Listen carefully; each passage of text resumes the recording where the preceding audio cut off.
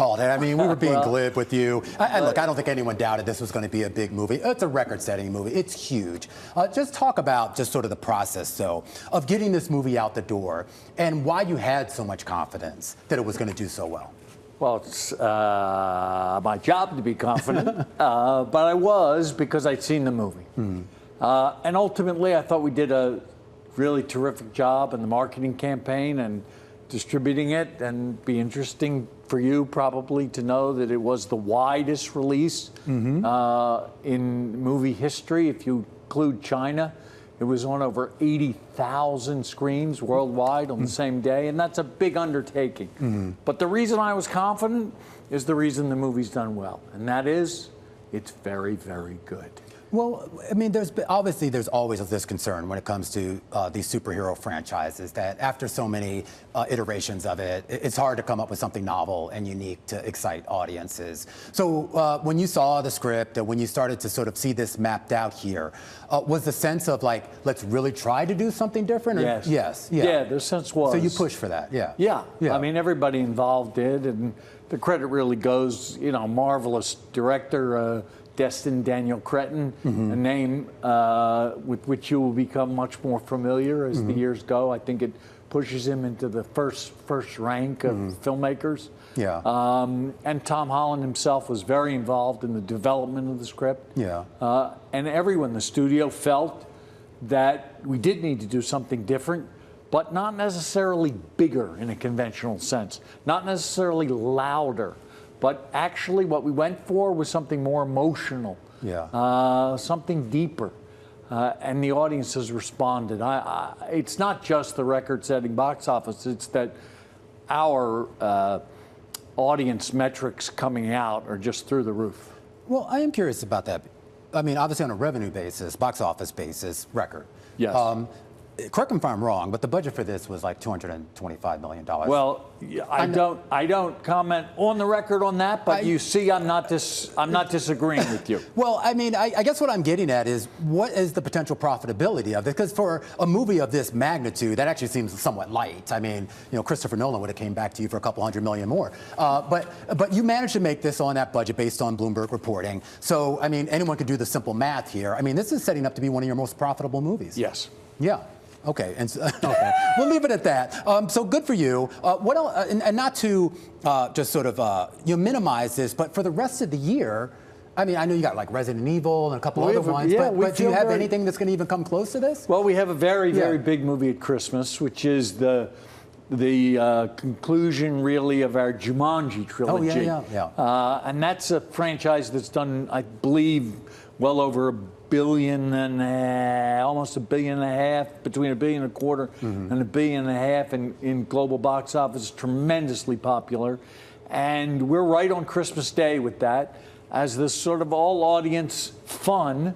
Have a good time at the movies alternative. Well, you were banging this drum back in June on this idea that people want to go back physically to the theater, and maybe not just Spider-Man, but Odyssey, a lot of things outside of Sony as well also have done great. And obviously, if you're in the Tom Holland Zendaya household, you're having a great summer here. That's for sure. But what's driving that? Can you articulate what's driving that? Yeah, I can. I think it's the old line, and I never knew. You probably would know better than me whether it was in fact Mark Twain or W.C. Fields who said reports of my death were greatly exaggerated.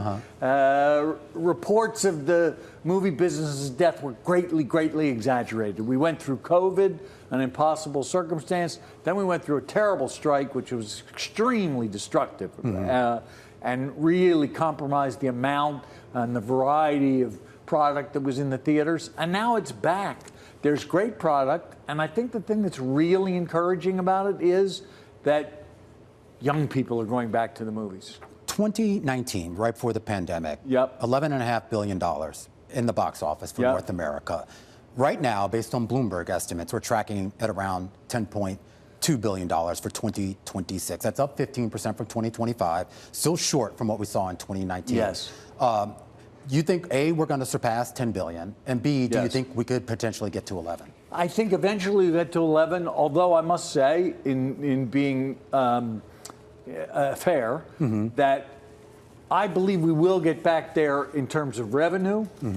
Will we get back there in terms of admissions? because a lot of the revenue makeup has come from raising prices. And this is something which I don't think is good for our business. I think we have to push, and we have to push exhibition. You know, the studios don't set prices. We're not allowed. The theaters themselves set the prices, and I'm not saying anything that my friends in exhibition don't know, I think, which is that it's important that we keep going to the movies affordable, and that we push to make it more affordable again. Well, that gets to the idea, and when we were talking last time about why you would go to the theater as opposed to watching it at home. I mean, the price proposition is one reason why streaming kind of took off for a lot of folks, and there's still a lot of competition there. And I'm just curious about your relationship with the streaming services and how you're balancing out theatrical releases with whatever you're sharing with the streamers. Well, I think it's done right. I think it's very mutually beneficial. So we at Sony have a very big, very lucrative, very valuable deal with Netflix. They're excellent partners of ours.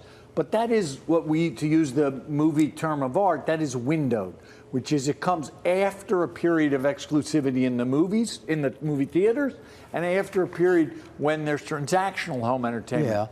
Done in that way, it can be a very healthy ecosystem. But you're also fighting for this exclusivity over talent. I think about David Fincher being attached to that last Netflix piece with Quentin Tarantino, which is one of your guys, and he's kicking around, right? I heard he's going to do a new play. That's true. In the West End. I forgot the title of it. It sounded ridiculous. It's called, it's not ridiculous. It's very, very funny, but I'm not sure and if that's producing public yet. Sony is producing that along with Sonia Friedman, who's the top West End producer. And Quentin is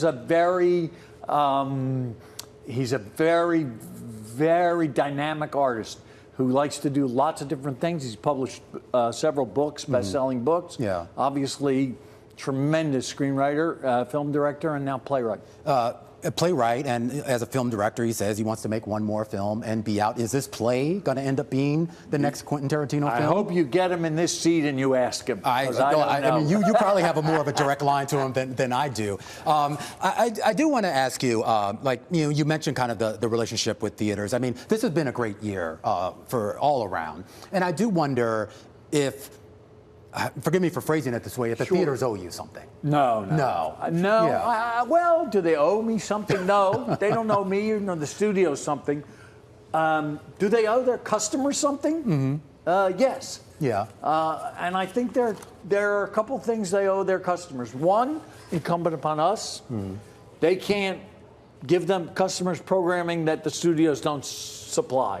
So we owe their customers a variety and a range of programming so that everything isn't the same. And then they owe their customers quality experience. They owe their customers nice theaters, and a lot of them invested a lot of money in them. Nice seats, good theaters, good food, but they also owe the more reasonable pricing. Before I let you go, Tom, I do just have to ask you about kind of just the state of Hollywood as an industry. Sure. I mean, obviously, we're still waiting whether Paramount, Warner Brothers gets combined here. But what's the net effect of all of this with regards to that merger and just everything that's been happening in Hollywood with regards to jobs and whether those jobs will still be there in any sort of material way? Well, I think it's obvious that it's been reported, I'm sure it's been reported by Bloomberg, that there's been a significant net loss of jobs, certainly in Los Angeles. Certainly Los Angeles has suffered. And I don't see that consolidation lessening. Whether it's this particular merger or others, we've gone through a strong period of consolidation ever since basically Fox and Rupert Murdoch chose to sell the studio assets of Fox to Disney. That began a period of consolidation. And that's resulted in a net loss of jobs, and runaway production has also cost jobs. And I think that's a very significant factor, which is it's very difficult for us to make movies in California because even though they have increased their tax credit, the way the tax credit works is simply not competitive. It's not competitive with other jurisdictions, and until it gets competitive, and until there is a tax credit on what we refer to as above the line, which means the named talent, it's not going to be competitive. So all of that has definitely put pressure on the employment picture, Yeah. certainly in California. There's no question about that.